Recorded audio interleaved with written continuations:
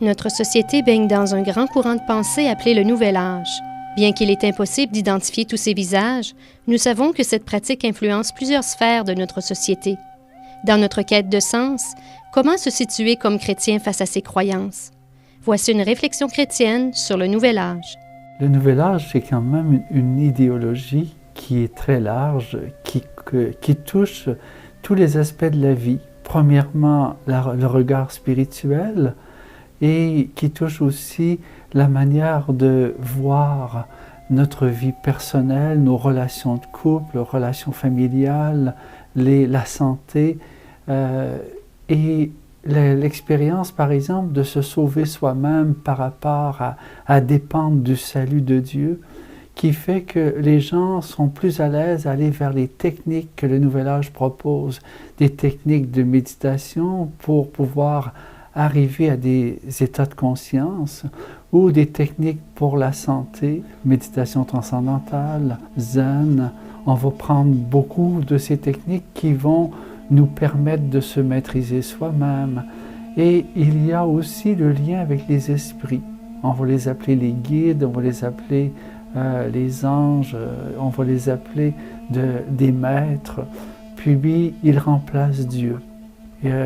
Et pour eux, pour d'autres, ça va être seulement des énergies qu'ils vont invoquer, qu'ils vont vouloir rencontrer. Ils se sentent neutres. Que le Nouvel Âge s'oppose pour une grande partie à la morale chrétienne. Dieu n'existe pas pour le Nouvel Âge, pour une grande partie, c'est une énergie. Et la personne, bien, elle est une énergie qui vient fusionner avec l'énergie cosmique, ou certains vont dire christique aussi pour emprunter des termes chrétiens. Mais ça s'oppose complètement à la pensée chrétienne qui est de devenir des fils et filles de Dieu, de devenir des personnes qui sont aimées par leur Dieu et par quelqu'un. C'est que notre relation, nous, comme chrétiens, nous sommes en relation d'amour avec un Dieu qui nous aime, qui nous choisit, qui prend soin de nous, qui répond à nos prières. Tandis que le regard avec les énergies, c'est neutre.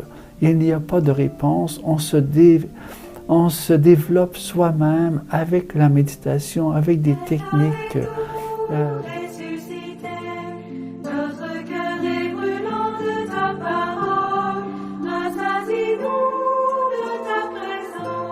Ben moi, ça fait quand même longtemps que j'ai une quête spirituelle.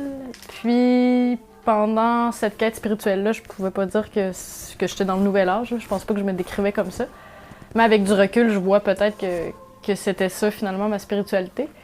Puis je dirais que j'ai touché un peu à ce qu'on appelle l'occultisme, c'est-à-dire d'essayer de communiquer avec des êtres qui sont peut-être au-delà de la matière, là, comme par exemple les jeux de Ouija. Ça, j'ai joué à ça, essayer d'invoquer des personnes décédées. Sinon, je dirais que j'allais voir aussi beaucoup de guérisseurs. Puis je suis allée voir, le principal de ma pratique a été de fréquenter une médium qui disait parler à des anges, puis qu'elle avait des bonnes intentions. Elle disait le but de l'être humain, c'est l'amour, c'est d'agrandir sa conscience, tout ça. Donc j'allais voir cette personne-là qui me transmettait des messages. Puis c'est aussi beaucoup l'attrait du paranormal. Moi, je lisais toutes les revues de phénomènes inexpliqués, donc j'essayais vraiment par tous les moyens d'avoir accès à un monde qui dépasse le nôtre, puis essayer d'acquérir, je dirais, un mieux-être aussi par un ensemble de techniques. Puis j'ai fait aussi un peu de Reiki, donc c'est un peu tout ça. Là, j'ai touché à beaucoup de choses, puis je dirais que c'est aussi ça un peu le New Age, là, c'est d'essayer plusieurs choses, puis d'essayer à travers ces différentes expériences-là de trouver un sens dans ça.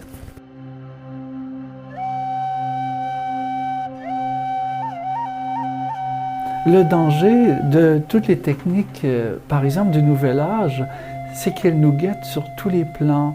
On va être tenté d'aller voir, par exemple, une voyante, d'aller voir une tireuse de cartes, mais je deviens dépendant de ces forces-là Quand je vais voir un médium ou une tireuse de cartes, j'accroche les esprits qui habitent ces personnes-là. Je vais voir un professeur de méditation transcendantale, il me transmet un esprit et je ne suis plus libre, je suis esclave de ces esprits-là. Ben, j'étais vraiment en recherche, puis aussi désespérée de trouver à chaque fois la bonne voie, je dirais.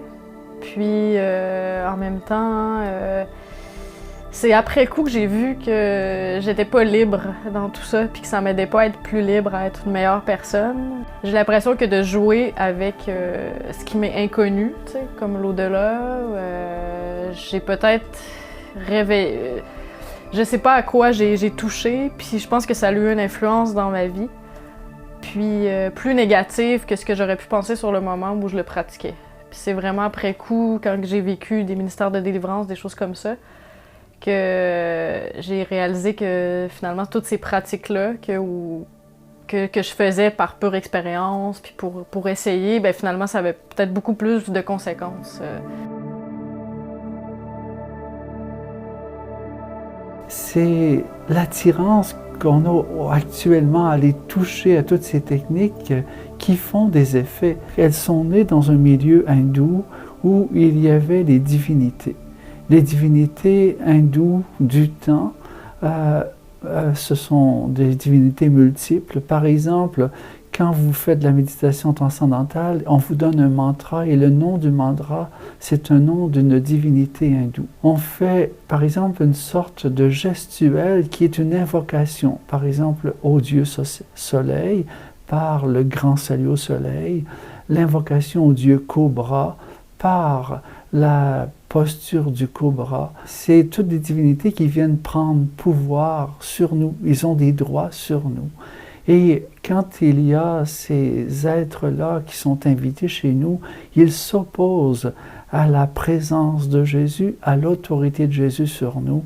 Et nous avons un dégoût pour la prière. Nous avons un dégoût pour toutes nos pratiques chrétiennes et nous n'avons le goût que de vivre ces états. Je suis le centre de ma vie. Je ne dépends de personne. C'est un peu cela qui nous fait faire l'expérience avec les techniques hindoues et du Nouvel Âge. C'est toute une expérience où nous nous mettons au centre, tandis que nous, chrétiens, notre foi chrétienne, c'est Jésus qui est au centre toujours, avec le Père et l'Esprit. Et c'est ce chemin d'amour qu'il nous propose, c'est un cadeau, un don qu'il nous fait.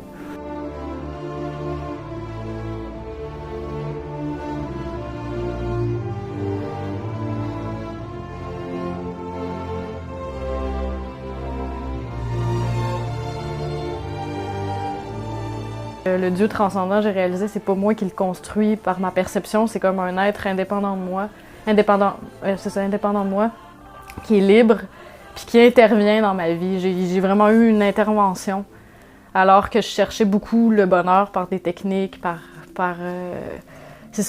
quelque chose qui n'était pas permanent finalement, puis il n'y avait pas d'unité dans ça. Je cherchais à droite à gauche, mais sans nécessairement trouver ce qui apaisait vraiment ma vraie soif de Dieu finalement. Puis je me rends compte que oui, je le cherchais, mais j'étais cherchée aussi. J'ai rencontré une plénitude de ce que je cherchais au fond, puis que je savais pas encore que c'était ça que je cherchais parce que moi, devenir chrétienne, c'était pas du tout dans mes plans de vie, là. Puis là, j'ai vraiment vu la différence après toutes ces années-là de cheminement. Ça doit faire 4 ou 5 ans que je chemine, puis j'ai été baptisée. Je vois vraiment que tout ce que j'avais vécu avec les médiums, avec les guérisseurs, tout ça, ça faisait pas de moi un être qui pouvait être vraiment heureux. Là, je sens vraiment que c'est un bonheur qui vient de l'intérieur, puis qu'avant, je cherchais à l'extérieur. Donc, il a fallu, on me disait, bon, si tu demandes le baptême, dans l'Église catholique, on renonce à toutes les pratiques de spiritisme, de cultisme. Donc, j'ai eu à faire ce renoncement-là. Puis, c'est au moment où vraiment je pense avoir crié en vérité qu'il y a eu une bénédiction. Ben, un prêtre a fait une bénédiction sur moi. Puis, à ce moment-là, est vraiment entré un amour très, très grand qui m'a fait basculer d'un état à l'autre complètement. C'est comme si je voyais que c'était Jésus qui était là, qui m'attendait, puis que je venais à sa rencontre. Puis, c'est comme si j'étais précédée. Puis, c'est comme si, finalement... en rencontrant, je dirais, le Christ, c'est comme si le sens des Écritures s'est dévoilé à moi. Autant que je lisais la Bible, ça me disait rien. Puis là, finalement, ce que je lisais, par exemple, dans les psaumes, je me disais, c'est un peuple qui a fait la même expérience que je suis en train de faire maintenant. Puis c'est comme si cette parole-là, qui était extérieure dans un livre, était une parole qui résonnait au plus profond de moi-même. Puis là, à cette instance-là, je pouvais me dire chrétienne. Je pouvais dire que vraiment, je peux confesser le nom de Jésus-Christ. Puis ça a été le début de mon cheminement. Presque toutes les familles vivent ces rencontres avec le Nouvel Âge et ces expériences. Et d'avoir comme un outil pour dire « faites attention, il peut y avoir des pièges ». C'est très important comme instrument. Il faut quand même s'informer, finalement, du chemin spirituel, je pense, qu'on emprunte parce qu'on ne sait pas trop avec quoi on joue. Puis je pense que c'est bien en tant que personne de réfléchir justement à nos croyances.